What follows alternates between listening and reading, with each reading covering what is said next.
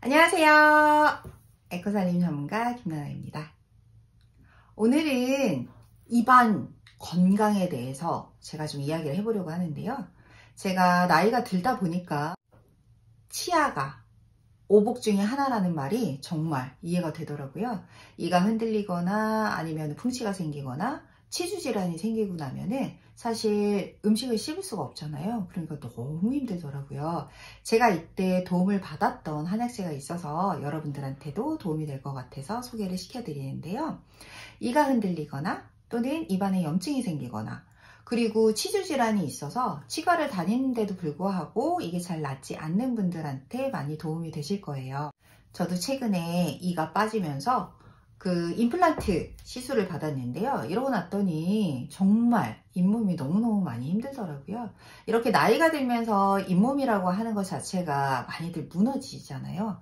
무너지기도 하고 생각지도 않던 보철이라든가 또는 임플란트를 하면서 입안에 염증이 생기는 경우도 굉장히 많으실 겁니다. 제가 이때 도움을 받았던 바로 그 한약재에 대해서 여러분들한테 좀 소개를 시켜드리려고 하는데요. 예전에 제가 이 한약재를 소개시켜 드려서 여러분들이 얼굴에 발라서 얼굴이 정말 환해지고 얼굴에 기미나 주근깨가 사라진다, 야 검버섯도 사라져서 너무 좋다 라고 했던 한약재가 있어요. 자, 그런데 이 한약재가 잇몸 질환에도 너무너무 좋다라는 거 여러분들 알고 계시나요? 그래서 오늘은 제가 소개시켜 드렸던 한약재들 두 가지를 좀 소개시켜 드릴 건데요. 제가 이걸로 가글을 했더니 입안에 염증도 많이 줄고 또 이도 굉장히 안정감 있게 안착을 했거든요. 그래서 여러분들한테도 좀 도움이 됐으면 합니다. 바로 그 두 가지의 한약재를 소개시켜 드립니다. 그 두 가지 한약재는 바로 이것이에요. 자, 이거는 이전에 제 영상을 보신 분들은 많이들 아실 건데요. 바로 구리대의 뿌리입니다. 제가 이 구리대 뿌리를 추출한 구리대 뿌리 추출물을 여러분들한테 소개시켜 드렸어요. 이 구리대 뿌리 추출물을 어디에 썼냐면 제가 얼굴에 직접 원액을 발라달라고 말씀을 드렸습니다. 그랬더니 뭐가 좋아지냐, 신기하게도 얼굴에 기미가 좀 사라지고 검버섯도 사라지고 이렇게 하여 피부가 굉장히 맑고 투명해졌다라는 이야기들을 엄청 많이 들었어요. 물론 저도 많은 도움을 받았고요.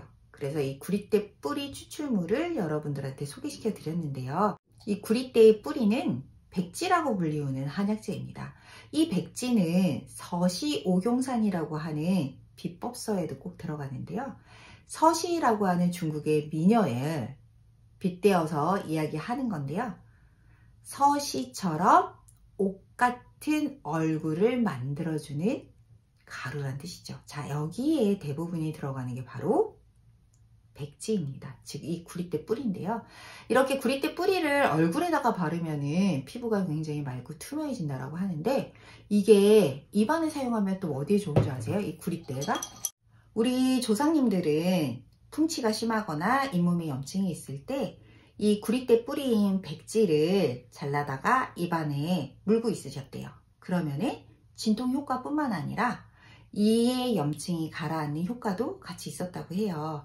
그래서 이 백지가 이렇게 진통 효과도 굉장히 좋기 때문에 입안 염증을 없애는데 굉장히 탁월한 역할을 합니다. 그래서 요 백지를 준비해 주시면 되고요.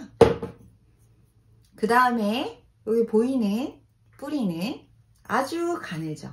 예, 가늘게 생긴 뿌리입니다. 제가 예전에 얘를 소개시켜 드린 적은 있는데요. 이렇게 한약재를 보여드리는 거는 처음인 것 같아요.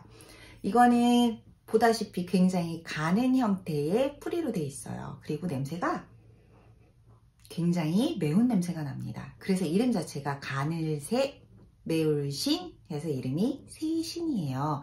자, 이 세신은 실제 학명으로 따지면은 족두리풀 뿌리입니다. 제가 이거를 알려드리고 나서 가장 많이 받은 질문이 족두리라니 이 사람아, 족두리지? 맞아요. 머리에 쓰는 거는 족두리라고 하는데요. 이것의 학명은 족도리풀이 맞습니다. 그리고 이 세신 냄새를 맡으면 뭔가 떠오르는 애가 있습니다. 그것은 바로 은단이죠. 특히 담배 많이 피시던 분들이 은단을 드셨는데 이렇게 입안에서 나는 냄새를 제거하는데도 굉장히 탁월합니다. 그리고 박하사탕의 원료로도 쓰이는 거 알고 계세요? 그 정도로 이 세신이라고 하는 게 치통뿐만 아니라 입냄새를 제거하는데도 탁월해요. 그래서 가글을 계속 해주잖아요. 그러면 입냄새도 없어집니다. 치통, 치주 질환뿐만 아니라 입냄새를 제거하는데도 이만한 한약재가 없는 것 같아요. 자, 이 세신은 사실 굉장히 비싼 한약재입니다. 엄청 비싼 한약재고요. 제가 이 세신을 여러분들한테 추천드리는 이유는요. 잇몸 염증 있을 때 진짜 얘가 최고입니다. 최고. 좀 매운맛이 있어서 입안에 물고 있으면 약간 얼얼하다라는 느낌은 들거든요. 그런데 염증을 가라앉히는 데는 정말 이것만한 게 없어요. 그래서 제가 이 족돌이 풀뿌리 추출물을 이용을 해서 치약 만드는 법 여러분들한테 알려드렸었잖아요. 네, 맞아요. 기억하시죠? 자, 그렇게 해서 제가 족돌이 풀뿌리 추출물과 베이킹소다와 죽염과 글리세린을 이용을 해서 치약 만드는 법도 알려드렸습니다. 만약에 링크가 필요하시다면 여기를 눌러주세요. 자, 이렇게 치약 만드는 법까지 알려드렸는데요. 치약을 만드는 게 더 귀찮다고 하시는 분들도 있으세요. 그렇죠. 요즘 다 바쁘신데 또 귀찮은 거 되게 싫잖아요. 그래서 오늘은 가글하는 방법을 좀 알려드릴게요. 대신 한약재는 여러분들이 구매를 하셔야 됩니다. 저는 한약재를 팔진 않아요. 그러니까 저한테 자꾸 판매하라고 얘기하시면 안 됩니다. 전문 한약사에 가시면은 구매 가능하실 거예요. 자, 그러면 이 백지는요, 지금 제가 20g 정도를 계량을 한 거거든요. 그리고 세신은 10g 계량한 겁니다. 그런데 부피는 거의 비슷하죠. 그 이유는 세신이 굉장히 가볍기 때문이고 백지는 굉장히 무겁기 때문입니다. 그래서 20g, 10g 이렇게 먼저 계량을 해주시고요. 2대1이죠. 저는 정제수를 썼지만 여러분들은 그냥 물을 사용하시면 될 것 같아요. 지금 이게 1리터예요. 1리터라고 하는 거는 우유 한 팩, 1리터짜리 한 팩 아시죠? 네, 그 정도의 물에 백지 20g, 세신 10g 이렇게 넣어가지고 1시간 정도 달여주시는 거예요. 처음에는 팔팔 끓이시다가 팔팔 끓는다 싶으면은 불을 줄이셔서 1시간 정도 뭉근하게 달여주시는 거죠. 자, 이렇게 달여가지고 입안에 좀 머금고 있다가 뱉어내시는 겁니다. 절대 드셔서는 안 됩니다. 제가 임플란트를 한 다음에 문제가 또 생겼어요. 그 옆에 이가 흔들리기 시작하더라고요. 그런데 이거는 뭐 썩은 거나 금이 간 건 아니어서 별다른 작업을 해주시진 않아요. 진통제만 계속 주시더라고요. 자, 이럴 때 이게 너무너무 큰 도움을 받았습니다. 그래서 여러분들한테 오늘 알려드리는 거예요. 집에서 대량으로 만드실 분들은 제가 알려드린 방법으로 백지 20g, 세신 10g, 그리고 물 1리터 넣고 1시간 정도 뭉근히 달이신 다음에 입에 각을 하시면 될 것 같아요.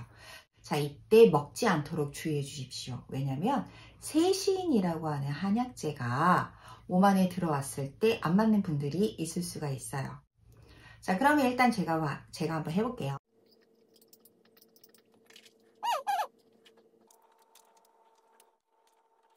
제가 3분이 지나서 이렇게 헹궈냈는데요. 제가 아까 세신이 뭐라 그랬죠? 매운 냄새가 난다 그랬잖아요. 입안이 굉장히 얼얼합니다. 얼얼해. 이제 적당량을 입안에 넣어주세요. 꿀룩꿀룩꿀룩꿀룩 가글을 해주시는데요. 3분 이상은 있어주세요. 그 3분 동안 입안에 스며들면서 잇몸에 구석구석 스며들면서 염증도 완화시켜주고 치주 질환을 잡아줄 수가 있습니다. 자, 세 번째, 일부러 드시지는 마세요. 체질에 맞지 않을 수가 있습니다. 특히 세신의 경우에는요. 오늘 제가 알려드린 거는 바로 가글하는 겁니다. 가글, 액을 알려드렸고요. 가글 해보시면 아시겠지만 입안이 굉장히 화해지거든요. 오늘은 여러분들한테 치주 질환에 굉장히 좋은 백지와 세신에 대해서 알려드렸습니다. 다음번에는 더 좋은 아이템으로 찾아뵐게요. 그럼 안녕히 계세요. 세신의 경우 몸에 맞지 않은 사람들이 있으니까요. 굳이 드시지 마시고 입안 헹구는 데만 사용해 주세요.